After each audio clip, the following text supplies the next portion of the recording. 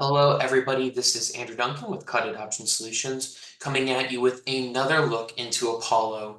For everybody to know, we are not an official Apollo partner, just some fans of the system, and we use it every day in our sales department.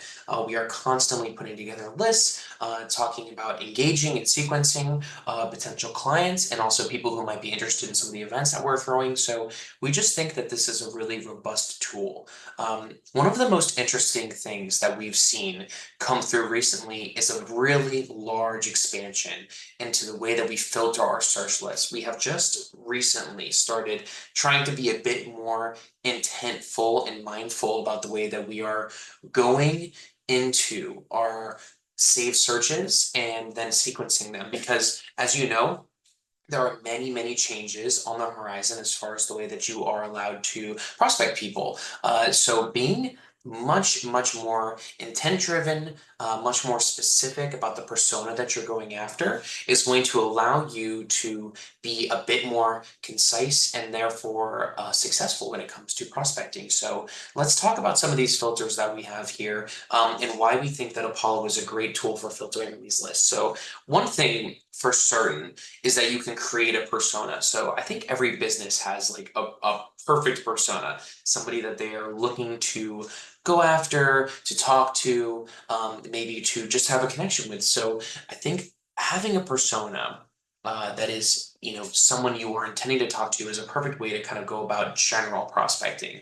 And Apollo allows you to do that. So you can click and add a persona name. For us, let's say that we're throwing an event and it's for life sciences dreaming, right? We're doing a life sciences dreaming roadshow and we want to meet life sciences leaders. So you would type in life sciences reader for persona name, and then you would get job titles, industry keywords, locations, and then other persona driven filters in order to make that perfect persona that you want to approach. It's very, very helpful. And you can kind of create these different personas and look at them in different ways, and you can add them to your filtered lists, which when you're searching just makes things a little bit easier, a little bit quicker. Another thing that we've really are enjoying recently is an uptick in buying intent. So they're just doing a bit more work when it comes to buying intent. As you know, we are a Salesforce partner, so I can search who is intending to buy Salesforce. Now, this information isn't always perfect. A caveat is that it's a very hard thing to understand, and it's based on search criteria, so it's not always perfect. But that being said, it's a helpful keyword. It's a helpful search option when you're looking for people to put into your list. So I think it's useful. Don't live and die by it, but it is something that can be helpful. Another thing is email status. What we are seeing very often is that people are now becoming DNS and do not send and unavailable.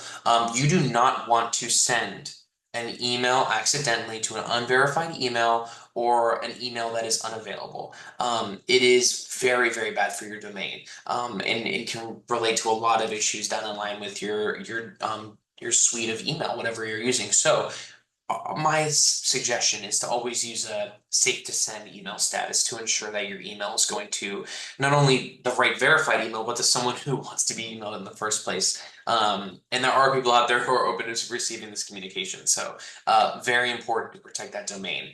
Another thing that we like to talk about is technologies and territories. So for territories, when you have multiple reps, not everybody's broken up into territories, right? But it is useful for people who are. And then for technologies, for us, a technology consultant, we want to know exactly what our potential client is using, or the person that we want to speak to is using. So if you're giving a talk on Apollo, right, you might put Apollo into the technologies. If you're giving a talk on Confluence or Jira or whatever technology piece you're using, this is a great way to use it. Really important because I think it just adds to that level of safety in the search that you're creating, making sure that the people who are coming up are verified, are using the technology that you want to speak to. For a lot of companies, revenue and funding is very important. And what we've seen is that these are pretty accurate as it comes to relating to news stories. They gather the information in a lot of different places. So if you're looking for someone, which a lot of companies are, who have just received funding, who have a certain type of revenue, super useful search. you can be very precise. And what it does, it also gives you that news story when you're looking at the person. So you can kind of see, okay, it was just posted maybe a year ago that X and Y company received funding from this VC firm. You can relate to that in your outgoing messaging, which is really awesome. And when you click more filters, I mean, look at how many filters are here. This is really, really something.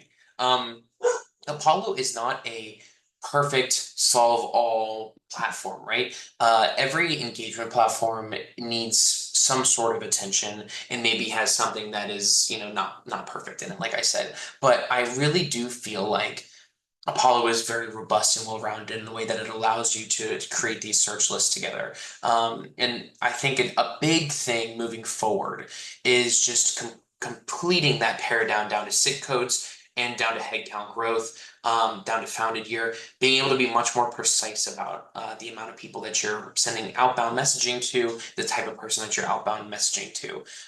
And one huge thing I think right now to talk about is the time zone. We all know that location and time zone are super imperative to the success of your outbound outreach, because what you don't want to do is start contacting somebody at a very inappropriate time of day or night, depending on where they live. And another thing to keep in mind is that many companies are adopting new laws when it comes to outbounding messaging. So what you don't want to do is message somebody in a country where it's not legal for you to do some outbound cold outreach, and then you might be, subject to some sort of fine or penalty. We don't want that to happen. So using the location and time zone is going to be very, very effective for you. I think that it just makes things a little bit easier. And then when you're creating and crafting the sequencing, crafting that outreach, you can talk to them about the area that they live in. I think that's really cool. I like it when people message me and they talk to me about things that actually relate to me, because it's a more personal experience. If you send me a personal message that talks about the area that I live in, I'm going to read it. I'm going to get excited about it. I'm going to think, wow, this person did the research. They actually want to talk to me instead of sending me some generic random message. So location and time zone, very simple, but huge, huge factor. And the last thing that I want to touch on when it comes to Apollo is that they've changed plays to workflows.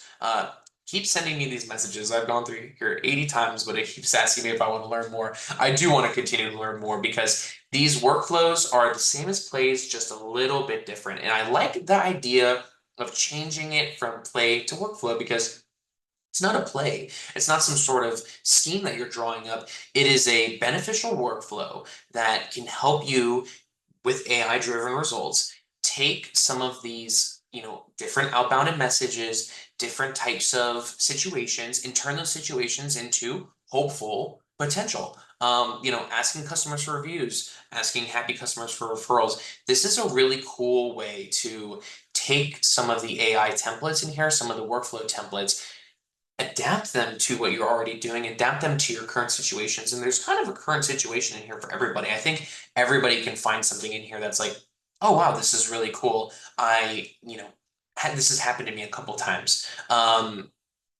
Newly funded companies, new hires, everybody has something that they're looking for. And I think it's all kind of present here. And if you don't find that, you can create it from scratch, but using their AI templates. So I think a really, really helpful and solid piece of information. So once again, I just want to say that I think Apollo is a robust tool. It's changing all the time. It changes every month or so. We're always getting new features, always getting some sort of new update.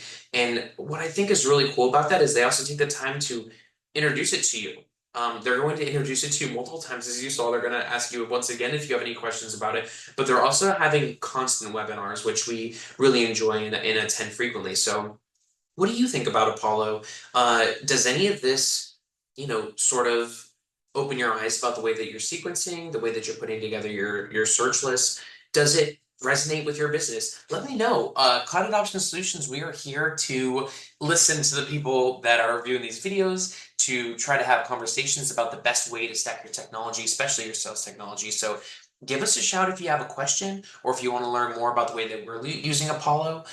We recommend Apollo for certain types of businesses who are doing outbound and messaging, especially in this new age of being much more specific about the criteria in which you're searching. So thank you so much for watching this video. If you do have a question, feel free to reach out to us at Cloud Adoption Solutions. In the description in the bio, we will have a lot more information about this video. So thank you so much. Have a great day.